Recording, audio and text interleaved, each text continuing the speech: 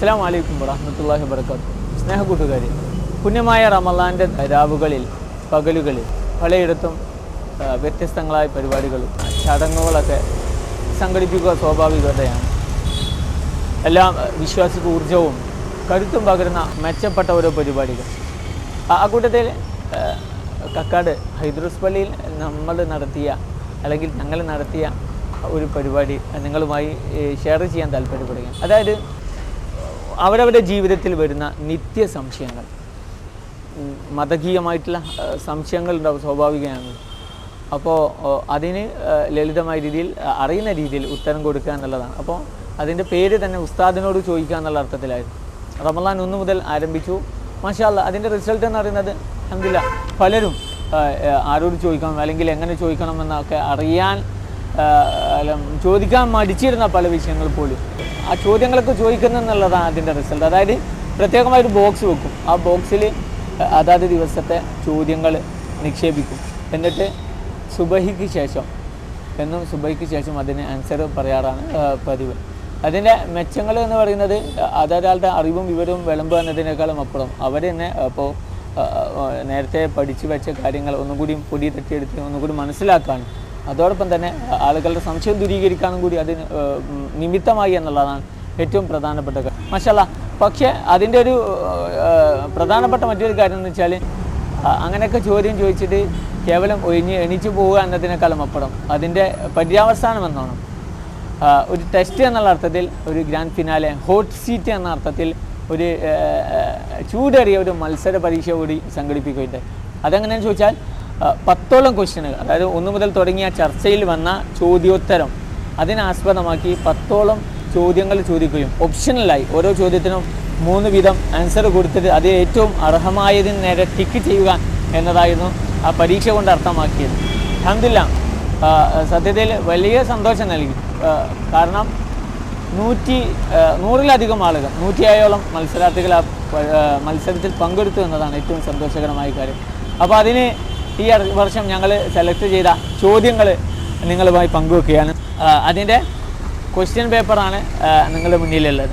Hot seat 2023 ഉസ്താദിനോട് ചോദിക്കാം സൗഹൃദ മത്സര ചോദ്യ പേപ്പർ. അപ്പോൾ അതിൻ്റെ ലക്ഷ്യം എന്ന് പറയുന്നത് ജീവിതത്തിൽ പലപ്പോഴായി സംശയമുണ്ടായിരുന്ന ചോദ്യങ്ങൾക്ക് ഇനിയൊരു സംശയമില്ലാത്ത വിധം ഉത്തരം മനസ്സിലുറപ്പിക്കലാണ്. അതിന് പ്രത്യേകം അറിയാൻ എന്ന് പറഞ്ഞിട്ട് കൊടുത്തത് കോപ്പി അടി പാടില്ല, പേര് മൊബൈൽ നമ്പറോ രേഖപ്പെടുത്തുക, പ്രായപരിധിയില്ലാതെ ആർക്കും പങ്കെടുക്കാം. എല്ലാ ദിവസവും സുബഹിക്ക് ശേഷം നടന്ന ചോദ്യോത്തരം സംബന്ധിച്ച വിഷയങ്ങളാണ് മുഴുവൻ. വെറും 10 ചോദ്യങ്ങൾ മാത്രം. ഉത്തരം പേപ്പറിൽ തന്നെ ഉണ്ടാകും. പിന്നെ ഉത്തരത്തിന് നേരെ ശരി അടയാളപ്പെടുത്തുക. ഓരോ ഉത്തരത്തിന് 10 മാർക്ക് വീതം. ഒന്ന് തെറ്റിയാൽ ശരി ഉത്തരത്തിൻ്റെ മാർക്കിൽ നിന്ന് 5 കുറവ്, അതായത് മൈനസ് മാർക്ക് ഉണ്ട് എന്നുള്ളത്.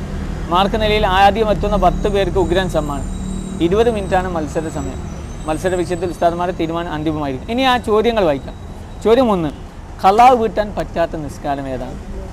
എ തഹിയ്യത്ത്, ബി തഹജ്ജുദ്, സി തസ്ബീഹ്. ശരിയായ അതിൻ്റെ ആൻസർ എന്ന് പറയുന്നത്, അതായത് സമയം നിശ്ചയിക്കപ്പെട്ട നിസ്കാരങ്ങളൊക്കെ ഖലാ വീട്ടാൻ പറ്റുമെന്നുള്ളത്. ആ അർത്ഥത്തിൽ ഇതിൽ നിന്ന് വ്യത്യസ്തമായി നിൽക്കുന്നത് മറ്റ് നിസ്കാരങ്ങൾക്കപ്പുറം തഹജ്ജുദിന് പ്രത്യേക സമയമുണ്ട്. രാത്രി അതിന് ഉറങ്ങി എഴുന്നേറ്റ് രാത്രിയുടെ 2 ഭാഗം കഴിഞ്ഞ് കിടന്നതിന് ശേഷം അല്ലെങ്കിൽ അതിൻ്റെ ഒരു പ്രത്യേകമായൊരു സമയം ഒക്കെ ഇസ്ലാം പറയുന്നുണ്ടല്ലോ. എന്നാൽ തസ്ബീഹിന് പ്രത്യേകമായ സമയമില്ലല്ലോ, സമയപ്പെടുത്തിയൊന്നുമില്ലല്ലോ. ജീവിതത്തിൽ ഒരിക്കലെങ്കിലും നിസ്കരിക്കുക എന്നുള്ള അതിന് സമയം നിശ്ചയിച്ചില്ല. എന്നാൽ തഹിയ്യത്ത് അങ്ങനെയല്ലല്ലോ.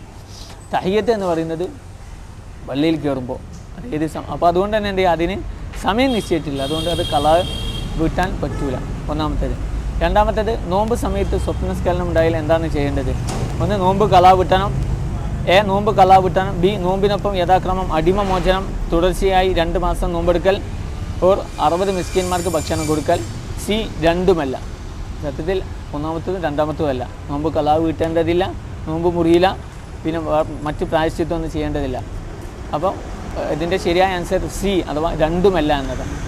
മൂന്നാമത്തേത് കൃത്യമായി കേൾക്കേണ്ട ഒരു ചോദ്യമാണ്. റജബ് 1-ന് 10,000 രൂപ കൊടുത്ത് ബുക്ക് ചെയ്യുകയും റമളാൻ 1-ന് ഫുൾ ക്യാഷ് കൊടുത്ത് നിരത്തിലിറക്കുകയും ചെയ്ത 41,21,000 രൂപയുടെ ഓട്ടോമാറ്റിക് ഫുൾ ഓപ്ഷൻ ഫോർച്യൂണർ വണ്ടിയുടെ സക്കാത്ത് കൊടുക്കേണ്ടത് എപ്പോൾ? എ റജബ് 1, ബി റമളാൻ 1, സി ഇവയിൽ ഒന്നുമല്ല. സത്യം പറഞ്ഞാൽ എന്താണ്, ലളിതമായി പറഞ്ഞാൽ അതിൻ്റെ ആൻസർ അത്തരം വാഹനങ്ങൾക്ക് ഉപയോഗത്തിന് വേണ്ടിയിട്ടുള്ള ആ വാഹനത്തിന് എന്തില്ല, സക്കാത്തില്ല എന്നുള്ളതാണ്. അപ്പം എ ശരിയല്ല, ബിയും ശരിയല്ല, സി ആണ് ശരി. നാലാമത്തെ തയമ്മുമിൻ്റെ അവയവത്തിൽ പെടാത്തത് എ കൈ, ബി കാൽ, സി മുഖം. ശരിയായ ആൻസർ ബി അഥവാ കാല്. 4 താഴെ കൊടുത്തവയിൽ സക്കാത്തിൻ്റെ യഥാർത്ഥ അവകാശി ഏത്? എ വൃദ്ധസദനം, ബി പള്ളി, സി തനിക്ക് വേണ്ടിയല്ലാതെ ഹലാലായ രീതിയിൽ പണം വാങ്ങി കടബാധ്യത വന്ന സമ്പന്നൻ. ശരിക്ക് പ്രസ്ഥാനങ്ങൾക്കോ സംഘടനകൾക്കോ സ്ഥാപനങ്ങൾക്കോ ഒന്നുമല്ല സക്കാത്ത് നിർബന്ധമായത്, വ്യക്തികൾക്കാണ്. അർത്ഥത്തിൽ വരുമ്പോൾ ശരിയായ ആൻസർ സി അഥവാ തനിക്ക് വേണ്ടിയല്ലാതെ ഹലാലായ രീതിയിൽ പണം വാങ്ങി കടബാധ്യത വന്ന സമ്പന്നൻ. 6-ാമത്തേത് 900 കിലോമീറ്റർ വഴിദൂരമുള്ള സ്ഥലത്തേക്ക് ഹലാലായ യാത്ര പോവുകയാണ് എയും ബിയും. സമയമായപ്പോൾ ബി മാത്രം ലുഹുർ നിസ്കരിച്ചു.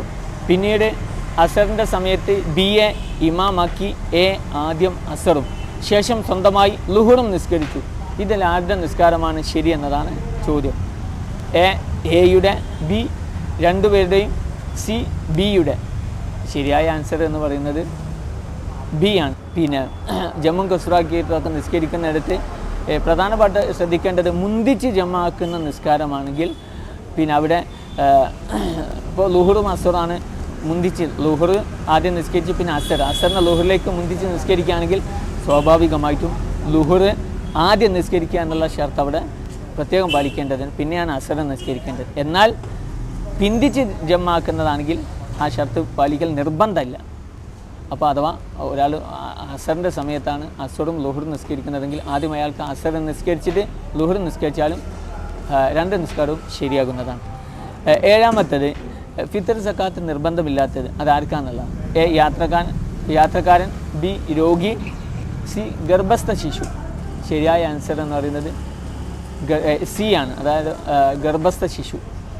8 ഫർള് നിസ്കാരത്തിൽ റുക്കുവിലെ ദിക്ർ ഒരാൾ മനഃപൂർവ്വം ഉപേക്ഷിച്ചാൽ എന്ത് ചെയ്യണം? എ സെഹവിൻ്റെ സുജൂദ് ചെയ്യുക, ബി മടക്കി നിസ്കരിക്കുക, സി രണ്ടും ചെയ്യേണ്ടതില്ല. അഥവാ സി ആണ് ശരിയായ ഉത്തരം. സെഹവിൻ്റെ സുജൂദ് ചെയ്യുകയോ മടക്കി നിസ്കരിക്കുകയോ ചെയ്യേണ്ടതില്ല.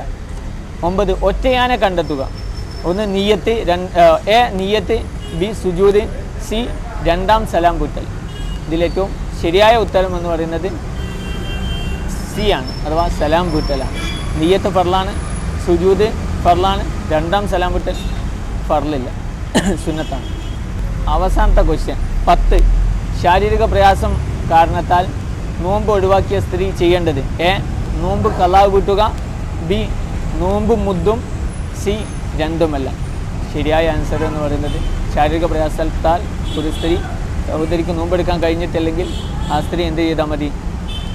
നോമ്പ് ഖളാ വീട്ടിയാൽ മാത്രം മതി എന്നതാണ് ശരിയായ ആൻസർ. നിങ്ങളുടെ ഓരോരുത്തരുടെയും വിലപ്പെട്ട കനപ്പെട്ട അഭിപ്രായങ്ങൾ കമൻറ്റ് ബോക്സിൽ എഴുതി അറിയിക്കാൻ മറക്കരുത്. സ്നേഹത്തോടെ.